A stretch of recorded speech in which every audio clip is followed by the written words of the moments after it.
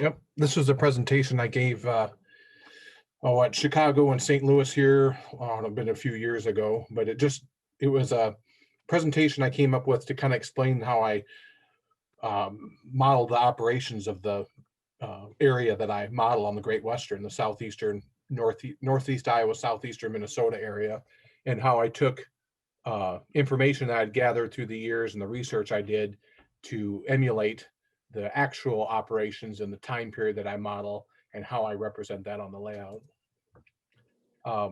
It's I dedicated the thing to Rex Beach and Jack Fuller and James Reber. They're three Great Western employees. Two of them have passed away, but Rex Beach was a conductor. He worked on the St. Paul Oline main line. He was a big help as far as how operations went and everything. And then Jack Fuller, he was one of the only conductors alive that I got to talk to and interview and write letters and correspond with that worked the Rochester branch that I model on the layout. That's kind of the whole reason of the layout for being. And then James Reber's a retired CGW dispatcher. He still lives in Boone. And then the photo credits here, I've used various sources, a lot of photos from Walt Dunlap's collection in here. So here's a map of the Great Western. As you can see, they went to Omaha, Kansas City, Chicago, Minneapolis, St. Paul. And if you look in that southeastern corner of Minnesota there, you'll see there's branch lines. And that's the kind of the area that I modeled. My mom's side of the family is originally from the Leroy McIntyre area, McIntyre being right on the Iowa-Minnesota border, Leroy being right north of it. And I was kind of always interested in that area. And so I decided it had some neat operational aspects to it. So I decided to model that part of the Great Western. So zoom in here. Here's the towns that are represented on the layout. Rochester, Simpson. Simpson was a junction point with their line that went over to Winona. Ostrander is modeled because of the iron ore operations there. McIntyre is where it crossed, the branch line crossed the St. Paul O-line main line, and then they had a branch down to Osage, Iowa. And then Hayfield was a junction point where the line continued on north up to Minneapolis, St. Paul, but then it also split southward towards Mason City down to Fort Dodge, and then eventually on down to Omaha. So as you can see, these areas are kind of funnels for traffic, and it gives a lot of operational potential as far as on the layout. Here's kind of a schematic, a rough schematic of how it lays out in the basement. You see McIntyre's in the corner, it's kind of an X. Then you've got the branch that comes off of that and goes around to Simpson through Rochester. Rochester's kind of on a peninsula in the middle of the room. And then the main line is represented. The yellow hash lines are backdrops, but the main line comes out of staging, goes through McIntyre and then up through Hayfield, and then turns back around and goes back into staging again. What that does is it gives me the opportunity to run the mainline freights, which feed the yard at Hayfield and then also feed the junction point there at McIntyre for the branch up to Rochester.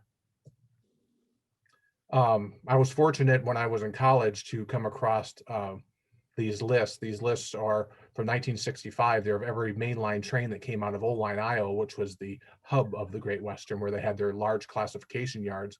And they went out of their 4 different directions. They went east to Chicago, south to Kansas City, west to Omaha, north to Minneapolis, St. Paul. So I was able to get a whole month's worth of lists of every train that went in and out of O-line for that period. So what that gave me was the information I needed to kind of get what the traffic was like on the part of the railroad that I model.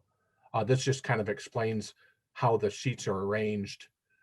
So the trains that fed my part of the railroad were blocked in this sort of fashion. The McIntyre block was first, then the Hayfield block, then the Randolph block, and then the Minneapolis-St. Paul block. So this is the northbound train that would have dropped off cars at McIntyre, Hayfield, and then Randolph, and then eventually on to Minneapolis-St. Paul. Here's just a couple examples here showing the different blocks. It's always good if you come across this kind of material to have a timetable because they're all by station numbers. They never really wrote any station names on it, so it's all by station numbers. You get to looking at these enough, you get to memorize what each number stands for. So here's a typical Hayfield block, just for an example. In the McIntyre block, you'll see some cars in there. We'll go through what the different cars are, but you see there's a variety of different ladings: lumber, potash, asphalt. So typical, for any railroad in this time. This is 1965 that I model.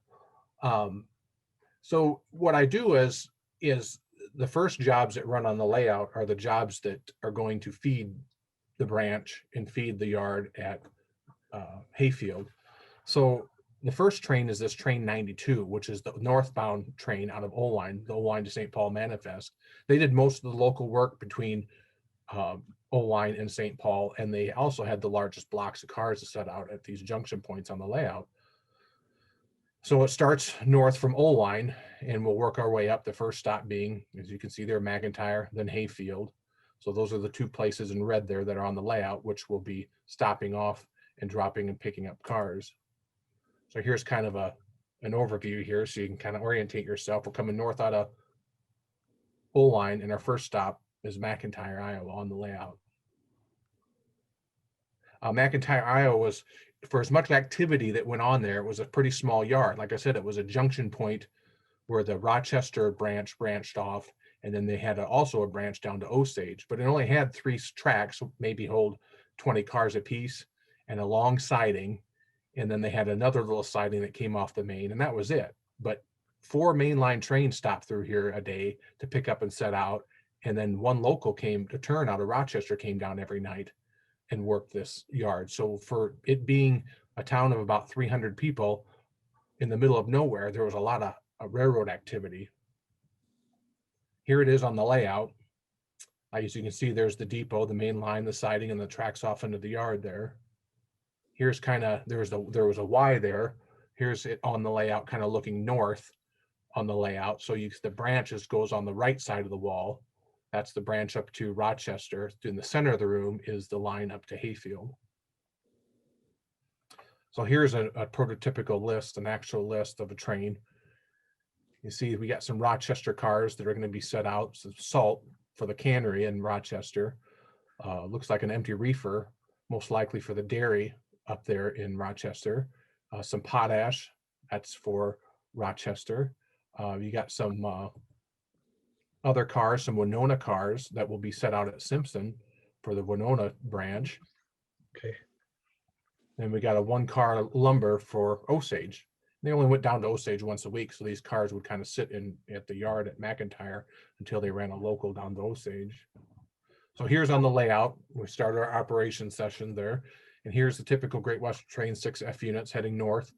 And he's setting his cars out like we saw on the list. He's setting them out in the yard at McIntyre. He'll also have some northbound cars to pick up when he's done there too. So here's kind of what we're seeing in that list. There's that Wabash car for Winona, got an empty hopper for the iron ore operation there at Ostrander. There's your lumber car of CP lumber car for Osage, and then you have the Gon and that Rochester potash car back in there that he's setting out. Here's just kind of looking in the yard there, the same stuff going on. He's setting out. And after he sets out, he'll pick up, and here's a shot of him on the layout heading north, leaving McIntyre, and the next stop on the layout will be Hayfield. So from Hayfield, or from McIntyre, we head north, then on the next town on the layout is Hayfield. And then from Hayfield, after we pick up and set out, then it's off into staging, which represents off into northbound into Minneapolis-St. Paul. Here's a typical Hayfield block. Hayfield was a junction, like I said, with another branch that headed south down towards Austin and Mason City. So you're going to have Austin cars, which would be cars mostly for Hormel, for the plant there. So you can see some NADX reefers, and you see some trailers and different cars there for Austin. 3109 is Lyle, Minnesota, where they interchange with the Illinois Central, and they interchange a lot of lumber cars there. So there's some cars there. Empty box car going back to Mason City. These are cars for the Clarion Hayfield local. They ran a local from Clarion up to Hayfield, then that laid over and then went back the next day. And that local would run all the traffic south out of Hayfield for all the towns along the branch that went south out of Hayfield. So Mason City, Austin, Belmont, Clarion. Here's a Walt Dunlap shot of the train that would have come out of McIntyre heading north, now just coming into Hayfield. And here's a picture or representation of the same shot on the layout. Here's a kind of a schematic of what the yard situation was at Hayfield. They had a larger yard to the left that had about 4 tracks on it. I didn't have room to model that, so I modeled the old yard, which was downtown. But you can see there's just 5 or 6 different tracks, a couple different customers. Hayfield is aptly named because of the agriculture around the area. So I decided at the south end of the yard of Hayfield, I put a Hayfield in. So I put a Hayfield on the backdrop. Here's an overview of the mainline train coming into Hayfield. As you can see, there's some Hormel cars, there's some orange reefers in the back, some trailers and things. So he'll be picking up and setting out here at Hayfield. So here's the operator there, he's conductor, he's making a cut. And he's setting out some cars, looks like some Austin cars and probably some Mason City cars, some Clarion cars. And then he's picking up any traffic that would have come up north out of Mason City or Austin or Clarion, and he'll double back to his train and head north. The next job that runs on the layout is a Winona local. So now we're up on the branch. We're up on the Rochester branch. The Winona local ran out of Rochester once a day, maybe 6 days a week. It might have been a 6-day-a-week job at this time, maybe even a 5. But they ran out of Rochester, and then they would go to Simpson, and they would pick up cars for Winona at Simpson, and then they would head over to Winona. They would drop them off, and then they would come back to Simpson, and any traffic out of Winona that was going to the south, like Chicago or Kansas City or Omaha, would be left at Simpson, and then they would head back light to Rochester. So this will kind of explain what happened. So the Rochester local would usually have an RS2. He would come down to Simpson, pick up his cars for Winona, head to Winona, turn around, come back, stop at Simpson, drop his cars off for points south, and then head back to Rochester. They would build their train in the Rochester yard there. As you can see him, the Rochester yard wasn't very big in actuality. In fact, this is almost probably to scale of the yard at Rochester.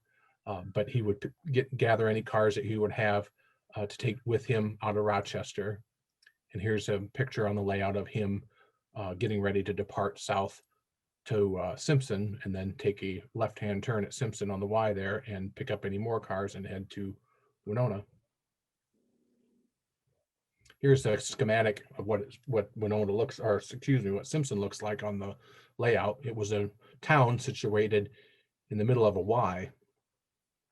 So we're going to be coming south out from the bottom of the map there, and they usually would go on the east leg of the Y, and then there would be cars maybe on that runaround track or maybe on that main track there on the top of the map there, and they would pick those cars up that the McIntyre local would set out, and they would head to Winona with them.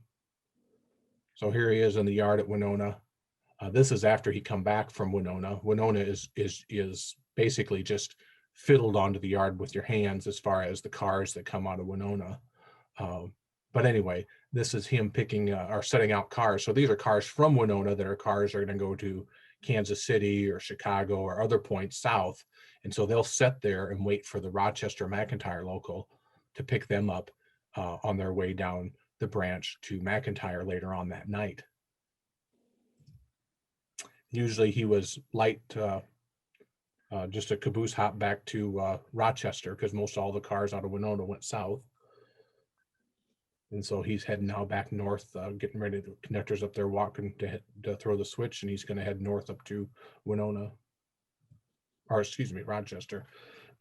While this is all going on, there's a yard job at Rochester that switched all the industries there at Rochester. It was a 5 or 6 day a week job, and for the smallest facilities what the Great Western had in Rochester, they had the lion's share of the business in Rochester. Here's a shot of the roundhouse area, and as you can see, very Spartan facilities, just a 3-stall roundhouse and about 4 yard tracks. This is a Walt Dunlap's photo. That's the Mayo Clinic building in the background of the skyline of Rochester there. This is taken about 1963. So I tried to emulate this same shot on the layout, so I'll fade into a shot that I took on the layout, kind of matches this shot. And there's the shot on the layout.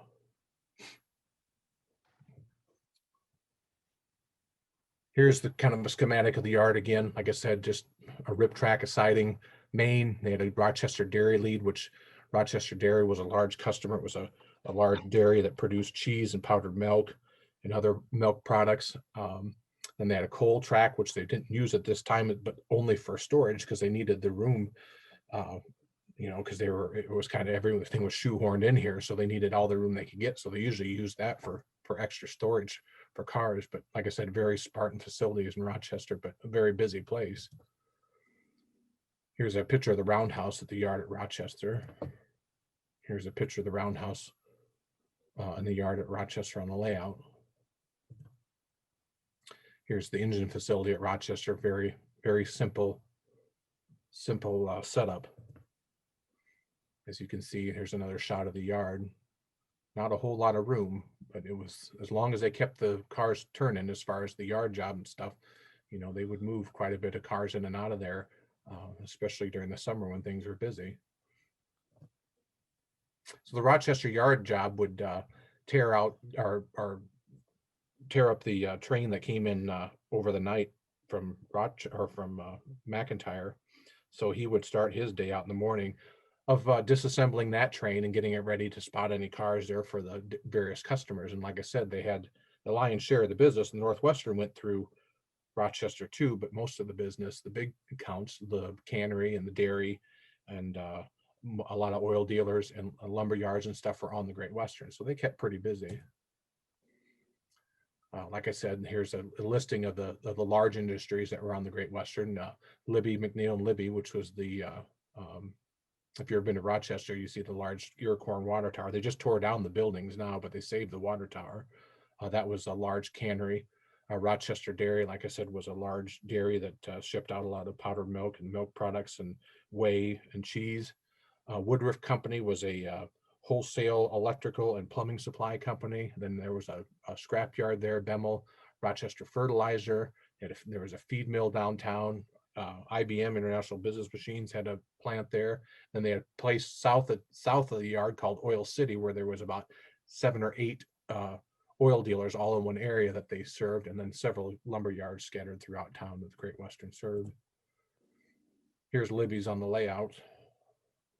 He's spotting the DF car to be loaded full of to get loaded with canned vegetables. There's the car spotted at the Libby's plant. This is Woodruff Company. Like I said, it was an industrial supply company for plumbing and electrical supply. I got other areas done from the layout since I've done this, but I haven't updated the thing. I've started the Oil City area, but that'll be for another day. But anyway, so after he gets done with his day and spotting all the cars that he needs to spot and doing any polls, he builds the Rochester McIntyre local. Here's a Walt Dunlap picture of the local, probably on a Saturday or Sunday, heading south towards out of Rochester towards McIntyre. He's only got a couple cars, and it's winter, probably a weekend day or a Friday or Saturday. Here's a shot of the timetable showing the McIntyre job was a job that ran out of Rochester every evening. It worked at stations to the south of McIntyre and connected with the southbound mainline manifest train at McIntyre. So he would go down, he'd work the branch all the way down to McIntyre, and then he would meet on the main line there. He would meet one of the mainline freights out of St. Paul and interchange cars with that train. And then he would head back up north to Rochester later on in the night. It was a busy job. Usually it would, when I talked to Jack Fuller about it, it was usually anywhere between a 12 and a 16-hour day on this job, especially in the summer when the iron ore was going hot and heavy. So there's the timetable.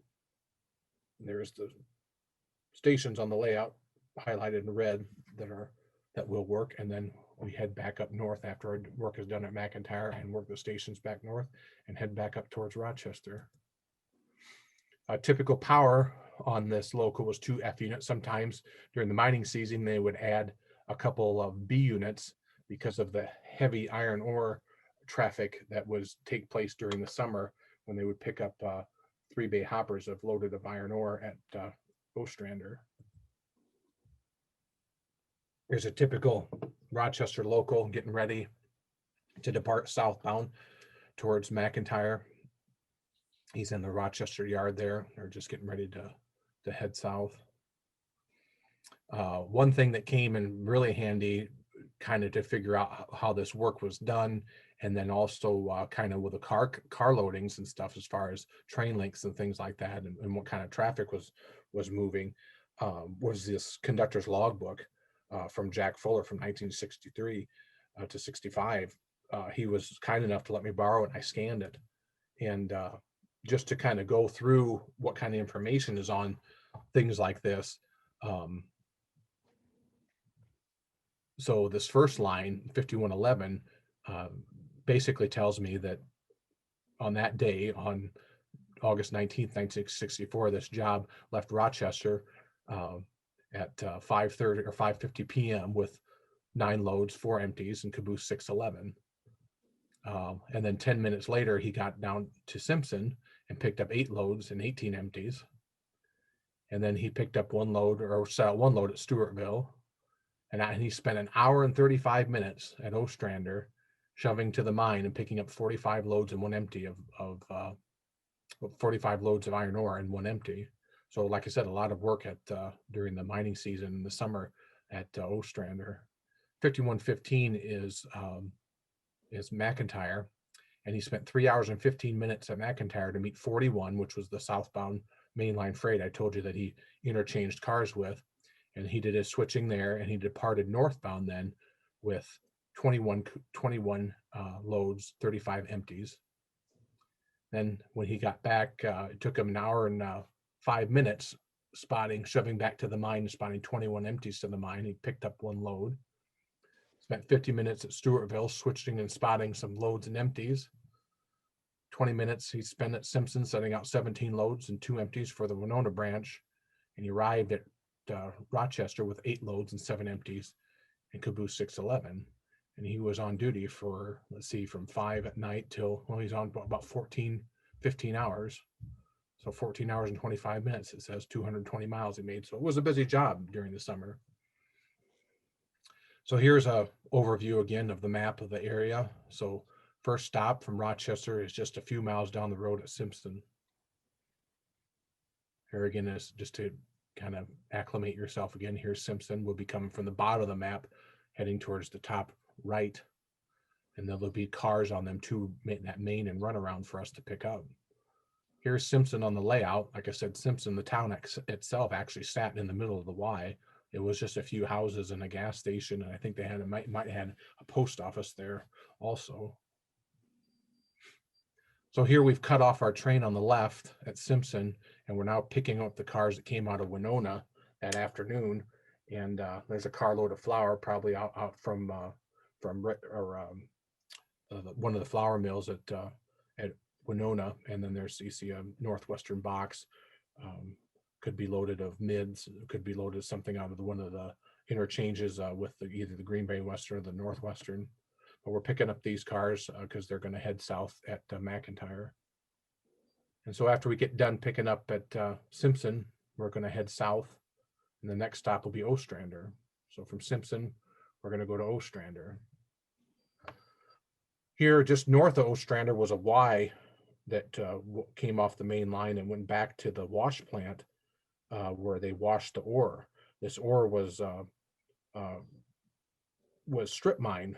It was just a few feet underneath the topsoil, and it was strip mined from the farmer's field. So the Hannah Mining Company would come in and they would pay for the mineral rights from the farmer, and they would come in with dozers and scrapers and stuff, remove the topsoil, and then take the iron ore out and truck it to a wash plant. Well, the railroad had built a Y 3 miles back to where the wash plant was, And so then at the wash plant, they would load 3 bay covered hoppers, about a third, maybe a quarter full of iron ore. And that's what the conductor here is doing. He's looking at what there's pick up at the spur. Now the Y on the, I don't have room for the Y on the layout, so it just kind of goes behind a backdrop there. But back behind that backdrop represents the cars, where the cars would be at back on the mine spur. So he's checking his list because he's picking up his cars from the mine, the loads of iron ore. Here's a prototypical picture taken at the station Ostrander. If you look in the back in the distance, you can see a couple cars back, a long string of 3 bay hoppers back there, and most likely those are loaded full of ore. And he's heading south past what was then at that time the depot at Ostrander. And then so I simulated the same picture on the layout. So this picture here is a photo of the same kind of scene on the layout. Here's kind of a color shot, an overview of Rochester there, or excuse me, of Ostrander on the layout. You can see on the siding down there, there's some extra empty 3 bay hoppers that'll be spotted on our northbound trip back into the mine. But any hoppers that couldn't fit back at the wash plant was set out on the siding there at Ostrander. But Ostrander had was a typical small town, had your grain elevators and fertilizer sheds and oil dealers and stuff for customers too. But the main source of traffic out of here was the iron ore. From Ostrander, we'll head south to McIntyre. Here's another overview of McIntyre. We'll be coming off the Rochester main there, and then we'll be heading down, leaving our train on that Rochester main, heading down and shoving any cars that we need to take back with us with our units onto the siding. So all the stuff that's going to go south that came out of Simpson and came out of Rochester and Ostrander, all that stuff that's going to go to Oline and eventually go to Kansas City or Omaha or Chicago, we're going to leave that sitting on the Rochester main. So this sequence of these shots of what I'm going to show you here took place every night. At this time, this was late in the Great Western's history. This is about 1967 or 68. They had changed this job to a day job, but at my time it was nighttime. But these are daylight shots. This is a prototypical shot. This is an actual shot at Rochester. He has already cut his train off on the Rochester main, and he's now coming back up the main now to run in the depot, get some paperwork, and then he'll get back over on the siding and get in the clear, do his work in the yard. So here's a shot on the layout. Here's him in the yard. He's left his train, like I said, off to the left there.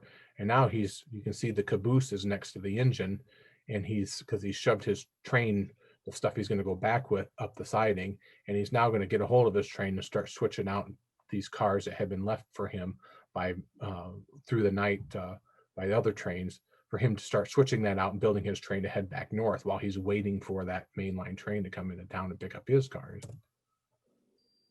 So here's just some representations of the same picture on the layout. He's still making his moves there at McIntyre, getting ready to build his train to head back north while he's waiting for them to make the connection with that southbound mainline freight out of St. Paul.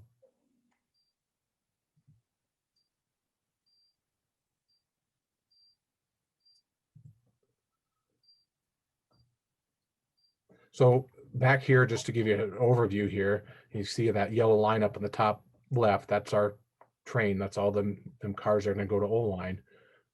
So this mainline St. Paul to Oline train is going to come in. He's going to cut off. He'll pick up our train. He'll double back to the main with our train, and then he'll head south and get out our way and head all the way to Oline.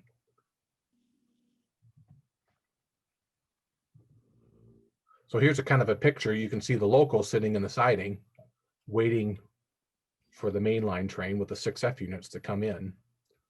He didn't take any of the photo. This is a prototype photo. The photographer didn't wait to get the shots of him picking up the cars that the Rochester local had left for him. But the cars for the Rochester local that would have been left for him to pick up would be just right to the right-hand side of this second track in the foreground here. But this is a shot of the same kind of situation on the layout.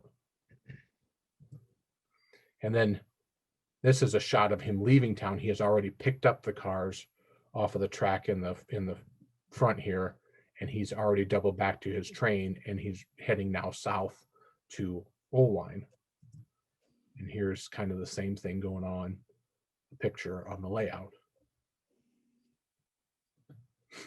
So after that all takes place, that clears the main line off for him for the Rochester local to pull his train out of the yard, shove back to the junction switch, and then head back behind the depot and head north back up to Rochester. And here's a shot of the same thing happening on the layout. There's the end of his train going by the depot. There's the end of our train going by the depot. So we'll talk about this kind of mainline train, where it came from, the one that we just saw that picked up that traffic. Like I said, it comes south out of St. Paul and worked several stations, but the stations that I represented lay out of Hayfield and McIntyre. These cars, all the stuff that was going to head to Oline that were either heading to Chicago or Kansas City or Omaha would be picked up at these places, and then any cars for the branches at Hayfield or the branch at McIntyre would be set out by this number 41, the mainline freight out of St. Paul. So like I said, Hayfield and McIntyre, the places that'll work on the layout. So there's a crew on an operating session that'll work this train, and they'll head out of staging down to Hayfield. So here he is at the south end of Hayfield, and you can see that he's picking up reefers, Hormel reefers that would come up out of Austin and been set out at Hayfield for him to pick up. Well, those are for places like Kansas City and Chicago. So this is him picking up, doing his work, his trains on the main back there, that boxcar. But there's him picking up at Hayfield. There's another shot of him on the layout picking up at Hayfield. After he gets done picking up, sent out in Hayfield, it's down to McIntyre. Down to McIntyre to the what I was telling you, what was going on here, with him here, there, you can see him now, the conductor's cutting off the cars off of the 6F units, and you can see off to the right behind the guy in the green shirt, there's the cars that came off the Rochester branch. Those are the cars that we brought down from Rochester, and he'll go back, pick them up, double back to his train, and head south. You can see the 2F units of the locals sitting waiting in the clear for him to make that move.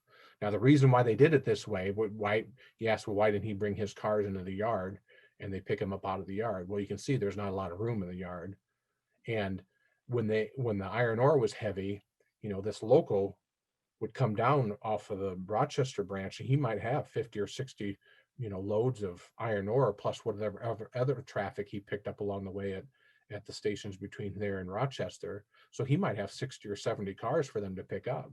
Well, you got to think about this. This is taking place at night. And so what the guy that I talked to that worked this job, he says they would use the depot radio. They would make this move like this because they could stand in the depot and they could make these long doubles because the engines had radios, but the conductors didn't. And they'd use the depot radio to make this big double. So when this mainline train would pick up all that traffic off of the branch there, they could use that big radio and they could get it done a lot easier than trying to do it with hand signs in the middle of the night. So he's doubled back, picked up them cars, and he'll head south then towards staging on my railroad, but that would represent down south towards Omaha. So some other locals that run on the layout would be some locals out of Hayfield, which is the next station north on the main line there. But anyway, one of the jobs that run out of that yard there is the Austin turn. So they ran 2 jobs every day down to Austin to service the big Hormel plant at Austin. And everybody knows that Hormel and Spam are one and the same. But anyway, here's a picture of you see up on the top right, that's the picture of the Hormel plant at Austin. And then there's the typical Austin turn that came out of Hayfield that went down twice a day to switch the plant. Like I said, ran twice daily. Primary job was Hormel and Austin. They had some local customers they did work with in Austin, and then he would bring back this meat twice a day. All the meat that came out of from these two turns would come twice a day, and that would make connections every day. 2 connections were made at Hayfield to get that meat down to O-line, where it would be forwarded on to Chicago and Kansas City. So I don't model anything below Hayfield off to the left, like down to Austin. So basically, that's just a run from Hayfield to staging and back. That's how I represent the traffic coming up out of Austin. So like I said, the Austin turn would leave Hayfield, and then they could do their work at Austin, come back up to Hayfield. Here's an overview of the shot. It was a big facility. The Milwaukee also serviced this facility too, but the Great Western had got quite a bit of traffic out of it. Another couple shots of Austin, and the typical power was an RS2. So here's on the layout at Hayfield. Here's our RS2. And here we are switching in the yard, getting our cars ready to head towards Austin. You can see the Hormel reefers and stuff in the back. Here's a prototypical shot of a Hormel turn or an Austin turn. All the Hormel reefers. Looks like this is one where it's later in the day, so he's probably coming back. These are probably loaded. They're probably getting the pickup ready for the mainline train to come in and pick these up and take them south. Here's a Austin turn on the layout heading back from Austin with a bunch of loading. Another shot of them working in the yard there at Hayfield. Prototypical. This is Walt Dunlap shot, probably about 1963. Here's another shot of another Austin turn coming back into Hayfield. And here's kind of the same kind of shot on the layout coming back from Austin. He looks like he has some various different cars from some of the different customers also down there besides Hormel down there in Austin. This is a little clip of a video. I hope it works here, but hope the audio works on it. But anyway, Hormel did a publicity film informational film in 1964 for Hormel, and it's called This Is Hormel. You can find it on YouTube. But anyway, the narrative goes that there's a couple boys they write to, they live on a farm, and they write to Hormel, and they want to come tour the plant. So the boys and their dad take them down to Hormel, and they tour the plant. It's about a 30-minute video, but it goes through all the processing of the cattle and the hogs and stuff and everything. And so you can find this thing on YouTube. Well, when I heard that Hormel had made this movie, I wanted to see it, just to see the operations at Hormel or whatever. But the opening sequence is these boys live along the tracks, just outside of Austin. And so I'll show you the opening sequence here. But up in the top left screen is a scene on my layout, and the bottom right screen is the actual film. So I kind of tried to mirror what was going on in the actual film on my layout, and I'll just play them kind of simultaneously here.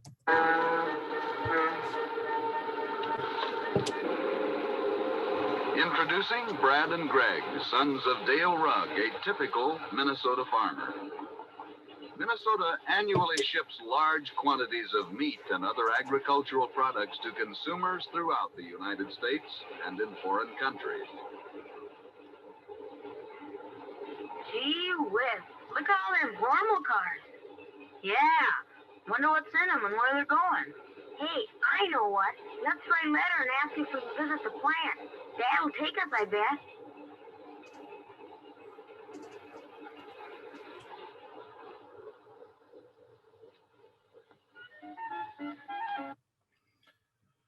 So that's the opening sequence of the movie. I was pleasantly surprised to see that they actually caught an actual Hormel turn coming back from Austin, heading north towards Hayfield. I thought that was kind of cool. But anyway, and in another local that runs out of Hayfield is this Clarion Hayfield local. There was a branch that Austin was on, but it continued on down to Mason City and down to Clarion, and there was a lot of heavy industry on that line. We had 2 big cement plants and a brick yard at Mason City, and there was a large soybean plant at Belmont. And so, I mean, and there was a sugar beet at Mason City. So they had some industry down there, enough to run local 6 days a week between Clarion and Hayfield. So that's another job that we run on the layout. Service, like I said, service along this is called the Mason City District. Various large industries. The loading was taken to Hayfield and be blocked and picked up by the manifest trains at Hayfield. So this guy would come south or come north out of Hayfield or Clarion. He was based out of the division point south of Hayfield. He would work all the stations north to Hayfield, block his train for pickup by the mainline trains there, and then they would lay over, and then the next day they would go back home to Clarion. Although this district isn't modeled, this job comes in and out of staging every operating session. So it gives some more work and some more activity at the yard at Hayfield. Here's a timetable shot. Like I said, all the stations here are represented by staging in the layout, but like I said, it gives me another opportunity to run another local, and then also for more switching opportunities at Hayfield. So like I said, he'd come up out of Hayfield, working all the towns, and then he would go back down the next day and work that line, that branch line down. Here's a overview shot, just kind of showing some of the industries, the heavy industries. Here's Mason City. Up at the top of the picture is the sugar beet, the American Crystal Sugar Company.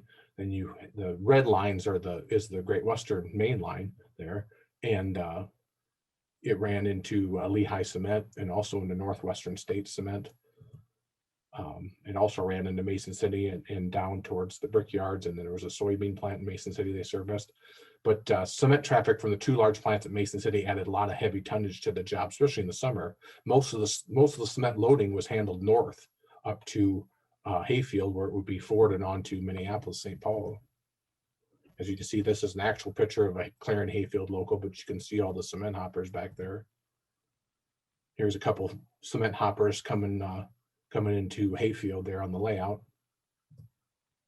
Here's a actual soft Marty shot picture of the American Crystal Sugar Plant and the Great Western switch engine there, switching the sugar beet. That was a seasonal thing, but they did get loads out of there all year long. But of course, it was busier in the fall. Here's another large industry. The red line is the Great Western track through town there, but this is Mason City Brick and Tile, which was another large customer they got traffic from. And then there was a plant south of Mason City at Belmont, Iowa, that was also serviced by the Evans St. L, but is also serviced by the Great Western, and it was a Central Soy. It was a soybean processing plant.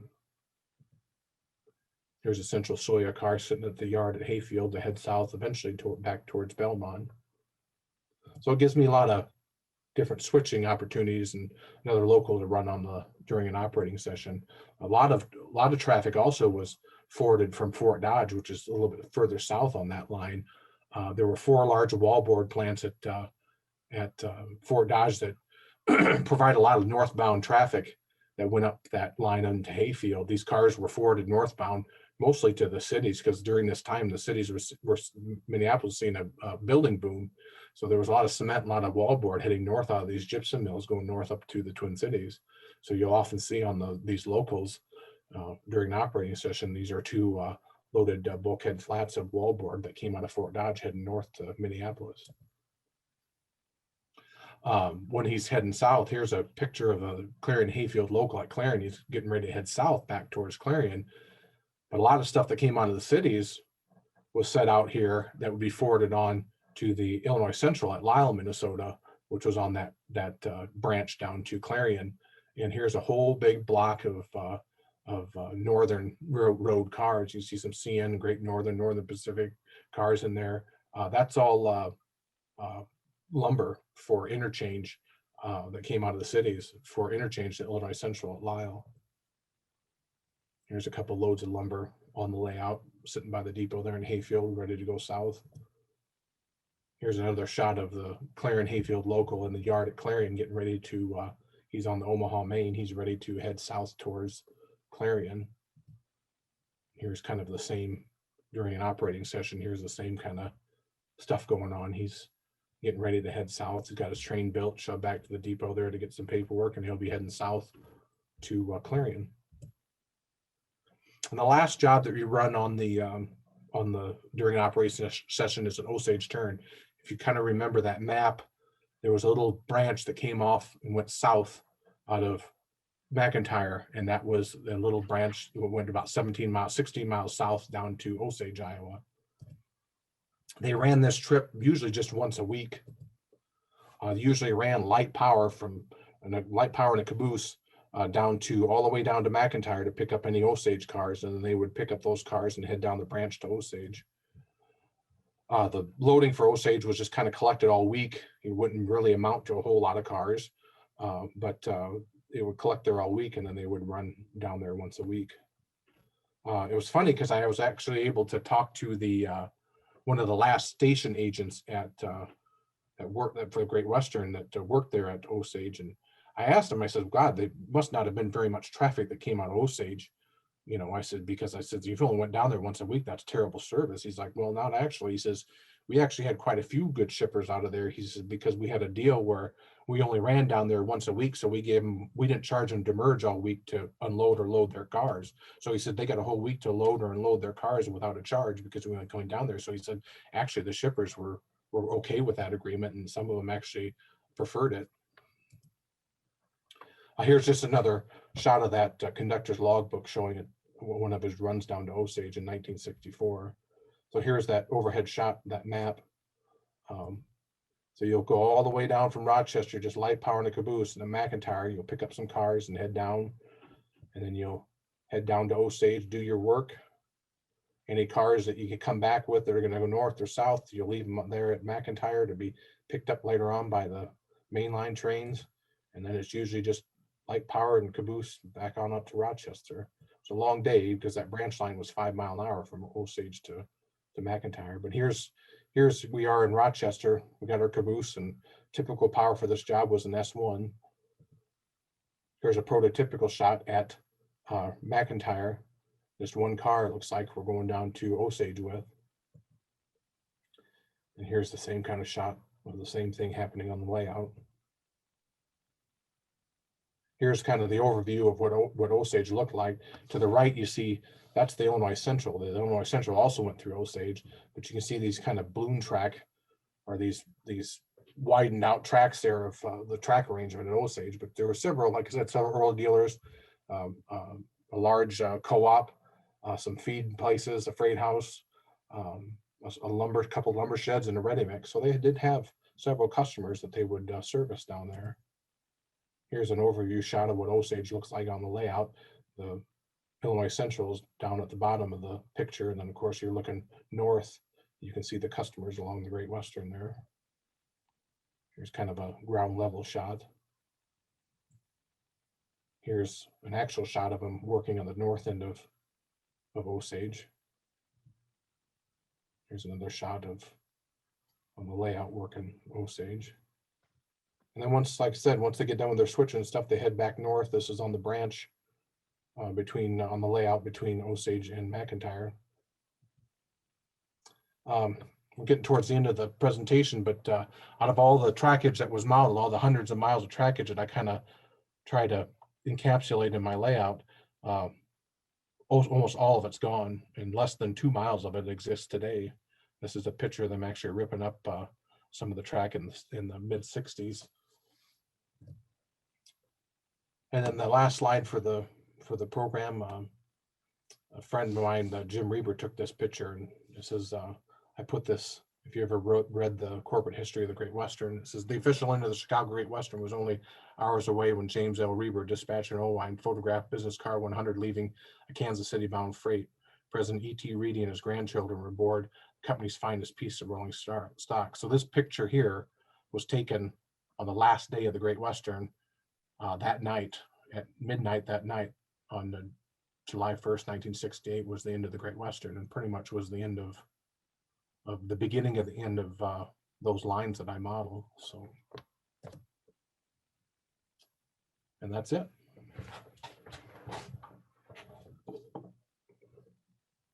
Very good, very good. I don't know if you got time for any questions or any comments or anything like that. I don't know how much time you guys leave for this, but I tried to push through it as fast as I could. So Very nice. Jason, I have a question for you, if I may. Mhm. You were talking about the Winona local. I'm Yeah. just curious in your research on the Winona local. I've heard about coal being moved from Winona to Rochester at one time on that branch where I saw completely abandoned. But in your research, did you run across anything like that of coal moving from Winona over to Rochester, maybe 5, 6 cars on a train? The only thing that I know about that is that Jack Fuller, one of the conductors that I interviewed, he's since passed away, but he mentioned something about them servicing that it would go between the Northwestern and the Great Western, who serviced the municipal power plant there in Rochester. Right. And he said sometimes the coal would come out of the east that would go to that plant when they would have the contractor, when they would get cars for that plant in Rochester. So what he meant by coming out of the east, I would say it came out of the branch, but I don't see on the list that I've never seen any actual car numbers or lists or anything, but he alluded to that there were that cars that came out of the east of coal for Winona.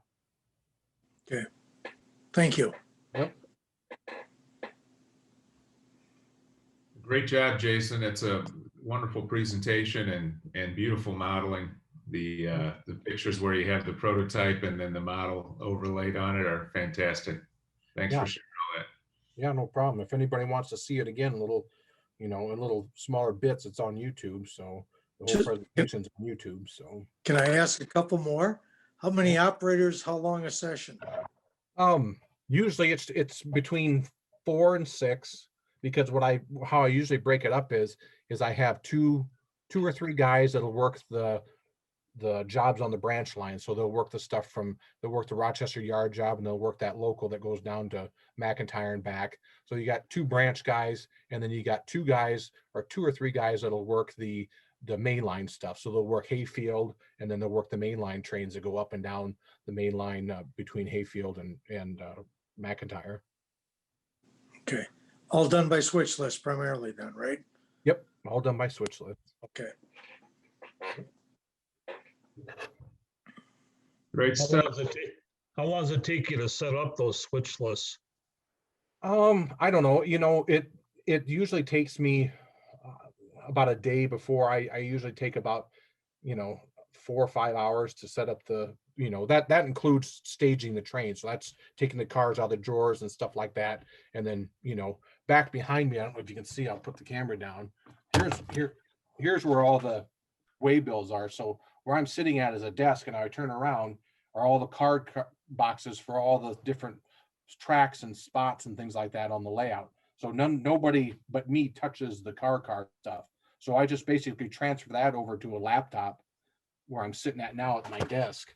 And so that paperwork part, that might take a couple hours to do that, to get that set up and get those printed out. But as far as most of the time is actually just getting the trains built, as far as, building them and staging and stuff.